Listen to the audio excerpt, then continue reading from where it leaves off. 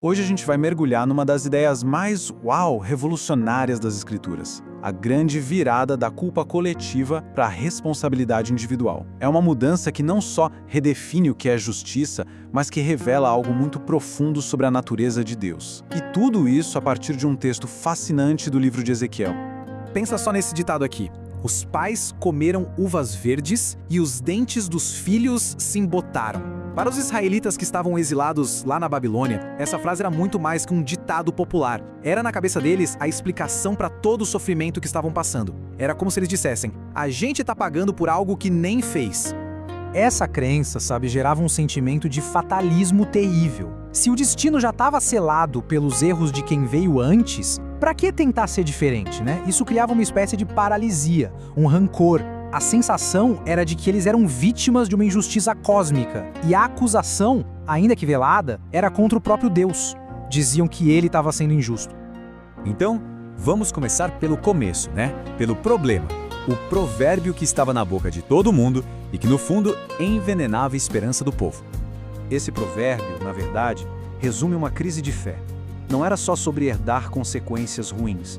Era uma maneira de dizer, a culpa não é nossa, a gente está aqui sofrendo por causa dos pecados do rei Manassés, dos nossos antepassados. Isso, por um lado, tirava a responsabilidade deles, mas por outro, os prendia num ciclo de desespero. Matava qualquer vontade de mudar. E então, no meio disso tudo, acontece algo dramático. Deus intervém, direto. Ele não só discorda do provérbio, ele proíbe o provérbio.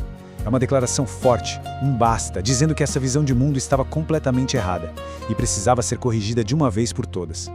E essa proibição não é um ponto final. Na verdade, ela abre caminho para um dos princípios mais libertadores de toda a teologia bíblica, a responsabilidade individual. E aqui está a nova lei, clara, direta, sem rodeios. A alma que pecar, essa morrerá. A responsabilidade sai do grupo e vai para o indivíduo. A culpa não é mais hereditária. Agora pensem comigo.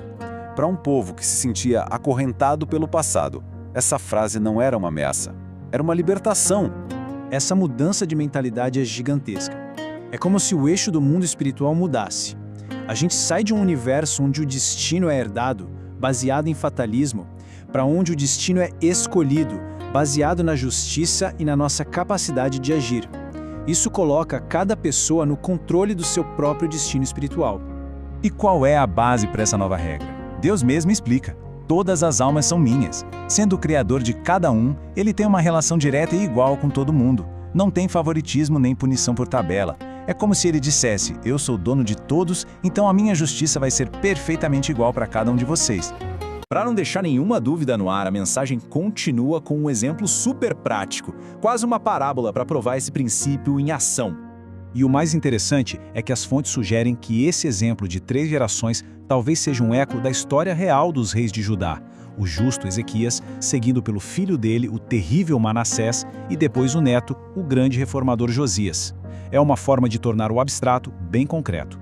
A narrativa se desenrola em 3 atos, para mostrar como a justiça e a maldade não passam de pai para filho. A gente acompanha a vida de um avô justo, depois a do filho dele, que foi um desastre, e finalmente a do neto, também justo. Primeiro, o avô. Pensa num cara correto, fiel a Deus, justo com as pessoas, cuidando dos pobres, dos vulneráveis. Ele vive de acordo com a lei e a compaixão. O veredito de Deus para ele é claro e pessoal. Por causa da sua justiça, ele viverá. Ponto. Em seguida, o filho. E nossa, é o oposto completo. Ele joga fora o caminho do pai e mergulha na violência, na idolatria, na opressão. E aí vem a pergunta-chave. A justiça do pai pode salvá-lo? A resposta é um não bem alto. Ele não viverá. A responsabilidade pelas escolhas dele é só dele. Por fim, o neto. Ele cresce vendo a maldade do pai, mas toma uma decisão consciente. Eu não vou ser assim. Ele quebra o ciclo. Escolhe seguir o exemplo de retidão do avô. E a pergunta final, ele vai pagar pelos crimes do pai? A resposta divina encerra o argumento. Não morrerá. Ele viverá. A escolha individual vence a herança familiar. Essa história do neto quebrando o ciclo nos leva a uma verdade ainda mais profunda. O princípio da responsabilidade individual não serve só para a gente se livrar dos pecados dos outros, mas para nos dar a chance de nos libertarmos dos nossos próprios pecados. E aqui que está o pulo do gato. Se uma pessoa não está presa ao passado da família, ela também não precisa ser prisioneira do seu próprio passado. O futuro não é determinado pelos erros de ontem. E essa é a porta de entrada para a poderosa ideia do arrependimento. Mas, afinal, o que é um arrependimento genuíno? As fontes descrevem não como um simples "foi mal", mas como uma transformação completa. Envolve reconhecer o erro, sentir uma tristeza verdadeira por ele e, o mais importante, se comprometer de corpo e alma a viver de um jeito novo, em obediência. E a promessa que vem junto com esse arrependimento é impressionante. Os pecados passados são completamente apagados. Eles não serão mais lembrados ou usados contra a pessoa. É uma ficha limpa, uma nova chance de verdade, não importa o que foi feito antes. Essa promessa de um recomeço total nos leva à pergunta final. Por quê? Por que Deus criaria esse sistema de justiça, responsabilidade e perdão? Qual é a motivação por trás disso tudo? Esta citação revela tudo.